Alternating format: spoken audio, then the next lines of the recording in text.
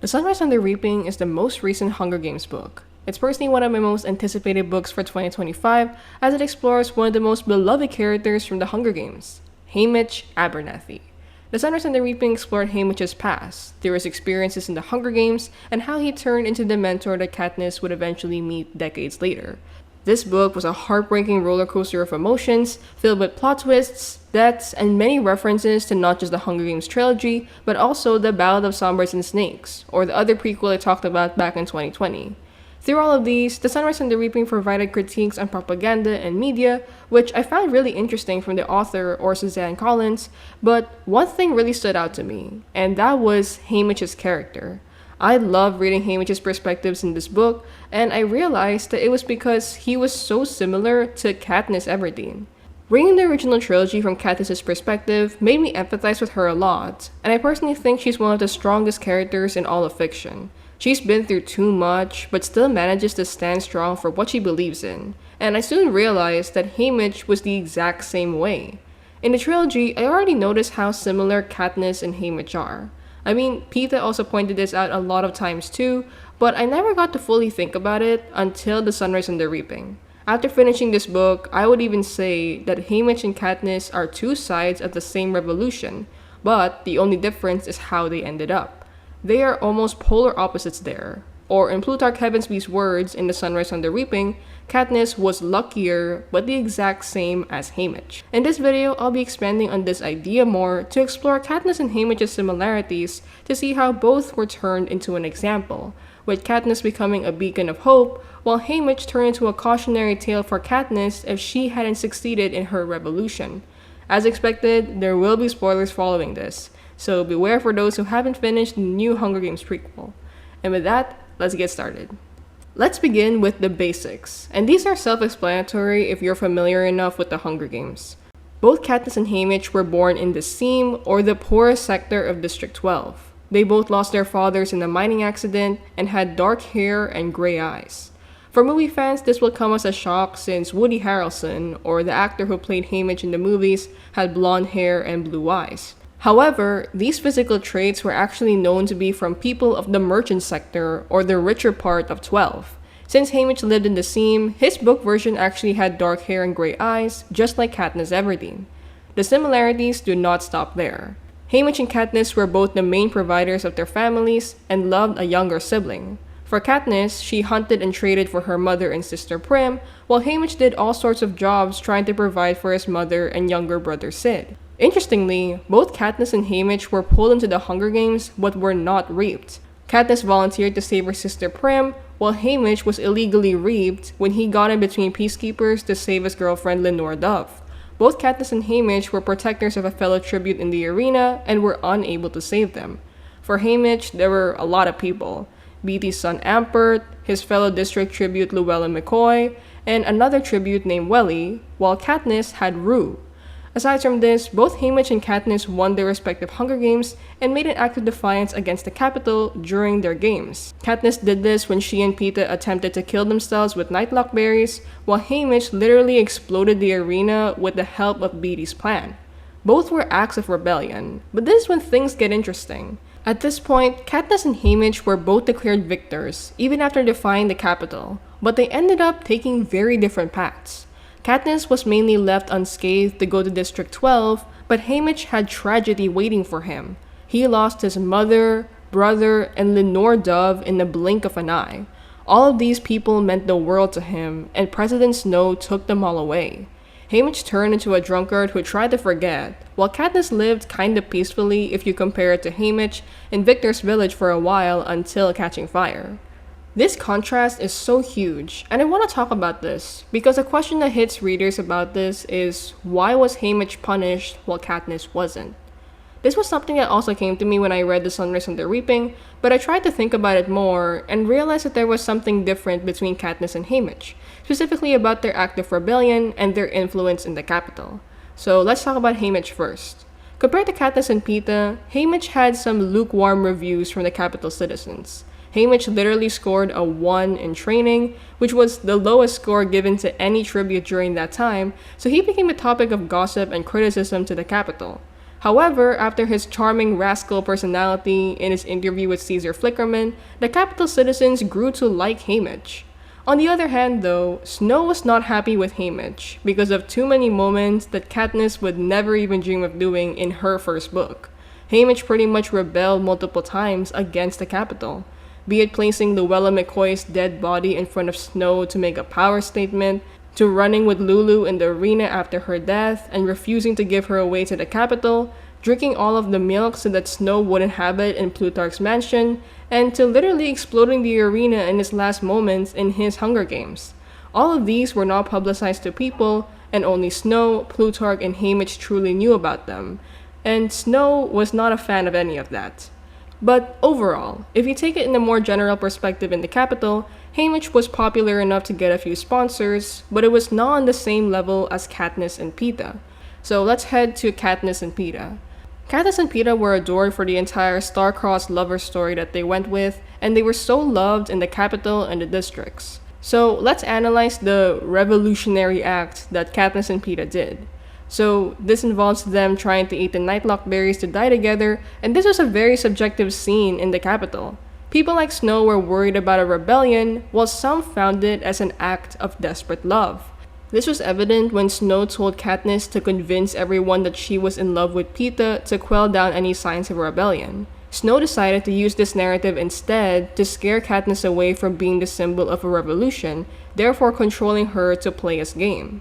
And that's what Snow really wants from both Katniss and Haymitch. He wants them in his control and to use them as his puppets in the districts in the capital. But how he did that was very different for the two victors. But to answer the question earlier of why Haymitch was more punished than Katniss, I think the real reason Snow made Katniss walk off unscathed compared to Haymitch is because of her influence in the capital. As I mentioned earlier, Katniss and Peeta were the beloved star-crossed lovers of District 12 and were adored by fans, so killing them off would cause a riot and it would not be worth it for Snow.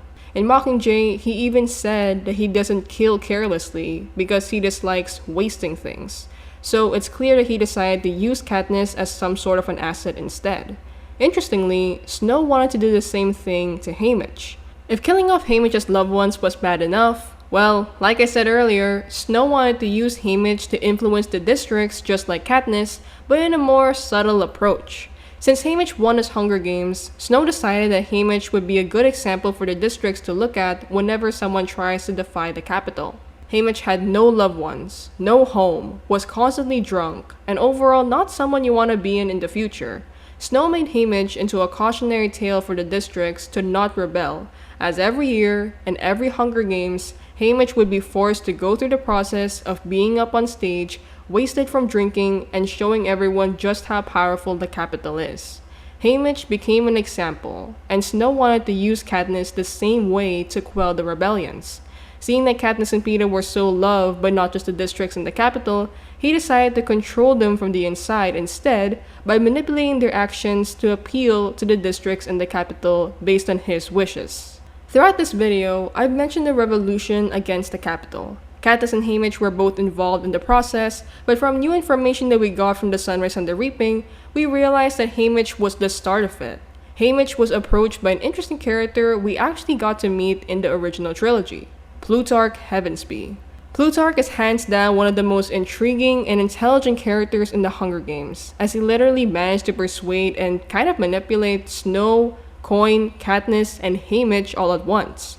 In The Sunrise and the Reaping, we learned that Plutarch was already planning the revolution since Haymitch's Hunger Games and was influential enough to know about Beatty and Haymitch's plan of destroying the arena. Surprisingly, Plutarch gave Haymitch some quick pointers on the arena, like the berms and how to go to North to meet Ampert. Plutarch even pulled some strings for Haymitch to get to talk to Lenore Dove one last time before the arena to get Haymitch's trust. All of these were all for the revolution, and Plutarch was determined to make it work. Plutarch saw potential in Haymitch as a spark to the revolution, so this technically makes Haymitch the first Mockingjay before Katniss. As some people have said, Haymitch walked so Katniss could run. And isn't it pretty poetic that Haymitch's token, or Lenore Dove's flint striker, is like a match that starts fire, and Haymitch would go on to mentor Katniss, or the girl on fire? Yeah, I don't know. That's just something I noticed, and it's really sweet. But Seeing that Haymitch was the first Mockingjay, why didn't his rebellion work? It's still a question of discussion in the Hunger Games fandom, but personally, here's my interpretation. Snow saw Haymitch as more of a threat compared to Katniss. I mean, think about it. Like I said earlier, Haymitch did so much worse than Katniss that told Snow that Haymitch needed to be silenced somehow. From throwing Snow off with carrying Luella's corpse, drinking all of the milk so that Snow couldn't get to it, exploding the arena in his last moments, and even calling out the peacekeepers from 12 during his interview, Haymitch was clearly a force that could oppose Snow, which is why Snow focused on getting Haymitch to suffer the consequences severely. However, compared to Haymitch, Katniss didn't show that much signs of a rebellion aside from the berry scene with Pita, and this alone is already so tame compared to everything Haymitch already did. Added to the fact that Katniss's only motivation in the books is to survive and had no plans of a rebellion, Snow saw this and thought, yeah, she can't possibly be a threat. So, on the other side though, Plutarch saw Katniss's genuineness and influence in the capital to his advantage, something that Haymitch clearly lacked during his Hunger Games. Although Haymitch was liked by the general public, a common theme in the Sunrise on the Reaping that I already mentioned is about propaganda and how that influences people. The Capitol constantly deleted and edited scenes from the games just to appeal to their audience and Snow, which is why some parts of Haymitch were convoluted to the point that people didn't even know that he exploded the arena. The propaganda and the media were too powerful to actually deliver the right message, and Plutarch realized this. So seeing that Haymitch lacked any good influence in the Capitol, it led them to fail. Added to how blatantly rebellious Haymitch was to Snow, it made Snow obviously retaliate brutally. So overall, I think that Haymitch's rebellion could have worked out had Plutarch and the rebels had more influence on the people of the districts and the capital. Haymitch had the right personality and attitude to be the face of a rebellion. Like, he had all the reasons to rebel and want justice after years in the poorest part of 12, but he lacked one thing: good influence. But coincidentally, Katniss had this. We've already established that Katniss and Haymitch are very similar, but Katniss had what Haymitch didn't: likability in front of a camera and a genuine spirit that ignited the hearts of the rebels to fight back. Katniss was the culmination of what the rebels wanted in a symbol of a revolution. She had influence, a heart, and carefully crafted plans that made her successful. She was Haymitch's mirror. They were both District 12 SEAM citizens who just wanted to survive, but ended up in a much bigger scenario. With the right planning and propaganda, Katniss managed to change Panem forever, but it was not an overnight process. From the 50th Hunger Games from Haymitch, it would take more than 20 years until the revolution would happen once more. Decades of planning, preparation, and connections that made Katniss who she is today. So I'd say that Plutarch was right.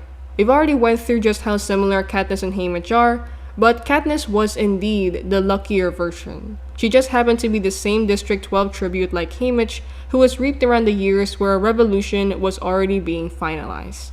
And I think that's what Haymitch's revolution lacked: more planning and proper collaboration, as Haymitch's rebellion was too obvious of a threat that Snow immediately wanted to stamp it down. Katniss, on the other hand, was unaware to the rebellion at hand until the end of Catching Fire, so she had more of an advantage to seem like a tribute that wouldn't harm Snow compared to Haymitch, which is why she and the rebels managed to win. Ultimately, Haymitch was the original Mockingjay. He had the potential to succeed, but it only worked when Katniss came into the picture. However, we all know that his role and influence to Katniss as a mentor would always be remembered, as he was the flint striker that sparked the flame for the girl on fire. So how about you? What do you think of Katniss and Haymitch? Let me know in the comments down below.